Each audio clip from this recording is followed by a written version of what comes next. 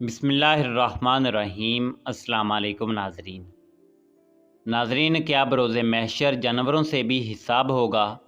کیا حیوانات کو بھی قیامت کے دن اللہ رب العزت کے حضور پیش ہونا پڑے گا؟ کیا جانور بھی جنت یا جہنم میں جائیں گے؟ وہ کون سے 10 جانور ہیں جو جنت میں جائیں گے؟ یہی ہماری آج کی ویڈیو کا موضوع ہوگا۔ مگر ویڈیو میں آگے بڑھنے سے پہلے اگر آپ ہمارے چینل پر نئے ہیں تو برائے مہربانی ہمارا چینل info@ali سبسکرائب کریں، جہاں آپ کو بالخصوص اسلامک ہسٹری اور بالعموم دنیا بھر کی منفرد معلومات پر مبنی ویڈیوز ملتی رہیں گی۔ ناظرین، اللہ رب العزت نے قرآن مجید فرقان حمید کی سورہ انعام کی آیت نمبر 38 میں ارشاد فرمایا، اور زمین میں جتنے جانور چلتے ہیں اور جتنے پرندے اپنے پروں سے اڑتے ہیں وہ سب مخلوقات کی تم جیسی ہی اصناف ہیں۔ ہم نے کتاب یعنی لوح محفوظ میں کوئی کسر نہیں چھوڑی ہے، پھر ان سب کو جمع کر کے ان کے پروردگار کی طرف لے جایا جائے گا۔ ناظرین، قیامت کے دن عدل کا دائرہ کار حیوانات تک بھی پھیل جائے گا۔ اگر کسی جانور نے بھی دوسرے جانور پر ظلم کیا ہوگا تو اللہ رب العزت مظلوم کی دادرسی فرمائے گا۔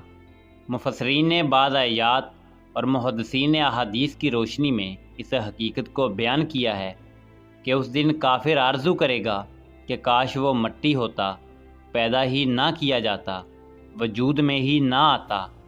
اللہ رب العزت کے عذابوں کو آنکھ سے دیکھ لے گا، اپنی بدکاریاں سامنے ہوں گی جو پاک فرشتوں کی مصنف نگاہوں کے سامنے اور ان کے مصنف ہاتھوں سے لکھی ہوئی ہوں گی۔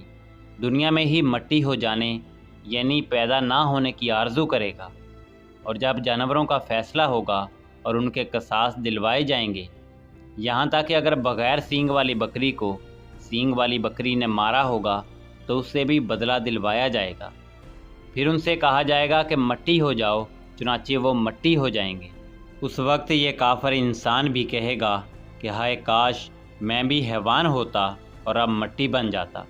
ناظرین، مظلوم جانوروں کے ظلم کا بدلہ دلانے کا تذکرہ احادیث میں موجود ہے۔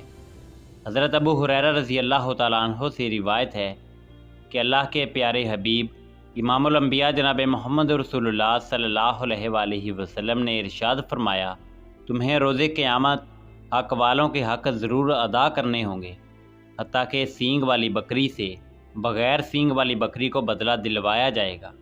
ناظرین، بروز قیامت جانوروں کے حشر پر اس حدیث میں دلالت ہے۔ انہیں بھی اسی طرح اٹھایا جائے گا جیسے مکلف مخلوق یعنی انسان کو اٹھایا جائے گا، اور جس طرح بچوں، فاتر العقل لوگوں اور ان لوگوں کو جنہیں اسلام کی دعوت نہیں پہنچی ہوگی اٹھایا جائے گا۔ ناظرین، بروز قیامت جانوروں کو زندہ کرنے کے لیے یہ ضروری نہیں کہ بدلہ دینے اور عذاب و ثواب کے لیے ہی ایسا کیا جائے۔ جہاں تک سینگوں والی بکری سے بے سینگ بکری کے قصاص کا معاملہ ہے تو یہ وہ قصاص نہیں جو مکلف مخلوق یعنی انسان سے لیا جاتا ہے، کیونکہ بکری شرعی احکامات کی پابند مخلوق نہیں بلکہ یہ محض مقابلے کا قصاص ہے۔ ناظرین، اس حدیث میں انسانوں کے لیے بہت بڑا درس عبرت ہے کہ جب غیر مکلف مخلوق جانوروں کو معاف نہیں کیا جائے گا تو مکلف مخلوق انسان کے ظلم کو کیوں کر نظر انداز کیا جائے گا۔ جو انسان محض اس وجہ سے کہ اس کے پاس اس دنیا میں طاقت اور قوت ہے اور اپنے سے کم طاقت اور قوت والے پر ظلم اور ستم کرے گا تو پروردگار کیا اسے نہیں پوچھے گا؟ کیا اسے بروز قیامت سوال نہیں ہوگا؟ کیا اسے اس ظلم کے بدلے سزا نہیں دی جائے گی؟ اگر اس نے ظلم سے توبہ کر کے اس کی تلافی نہ کی ہوگی تو اسے یقیناً اس کا خمیازہ بھگتنا پڑے گا۔ ناظرین، جہاں تک جانوروں کے جنت یا جہنم میں جانے کا تعلق ہے تو یہ بعض روایات میں ملتی ہے، محض غیر معتبر کتابوں میں یہ تذکرہ موجود ہے، اور مشہور 10 جانوروں کے نام ملتے ہیں۔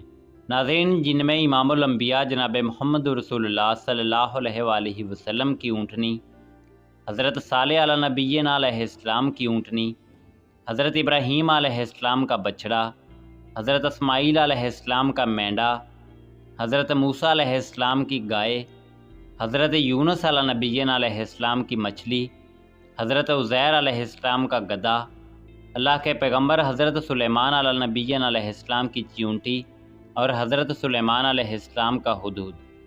اور سب سے مشہور اصحاب کہف کا کتا شامل ہیں، لیکن یہ بات کسی بھی صحیح دلیل سے ثابت نہیں، مگر پھر بھی روایات میں یہ بات موجود ہے کہ دنیا میں یہ مذکورہ حیوانات جنت میں ہوں گے، اس لیے ہم یہ نہیں کہہ سکتے کہ فلاں فلاں جانور جنت میں جائے گا۔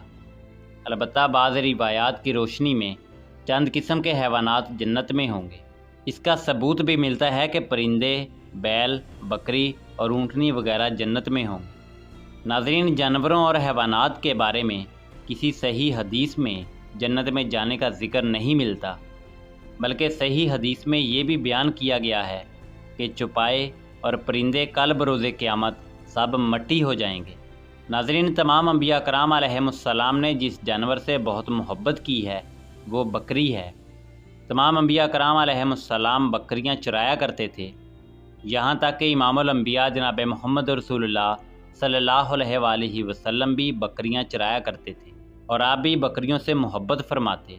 جنتی جانوروں کے بارے میں سب سے معتبر کوئی روایت اگر ہے تو وہ یہی روایت ہے جو بکریوں کے متعلق ہے۔ ابن ماجہ 2306، اسی طرح موطا مالک 2697 اور مسند احمد 9625 میں روایات کے الفاظ یہ ہیں: بکریوں کے ساتھ حسن سلوک کرو، ان کی ناک سے بہنے والی علائش صاف کرو، ان کے باڑے کو صاف ستھرا رکھو، اور اس کے کسی کونے میں نماز بھی پڑھ لیا کرو، کیونکہ وہ جنتی جانوروں میں سے ہے۔ ناظرین، اسی امید کے ساتھ اجازت دیجیے کہ آپ کو ہماری ویڈیو پسند آئی ہوگی۔ ملتے ہیں بہت جلد ایک نئی تاریخی، تحقیقی اور معلوماتی ویڈیو کے ساتھ۔ دیکھتے رہیے info@ali۔ اللہ رب العزت آپ کا حامی و ناصر ہو۔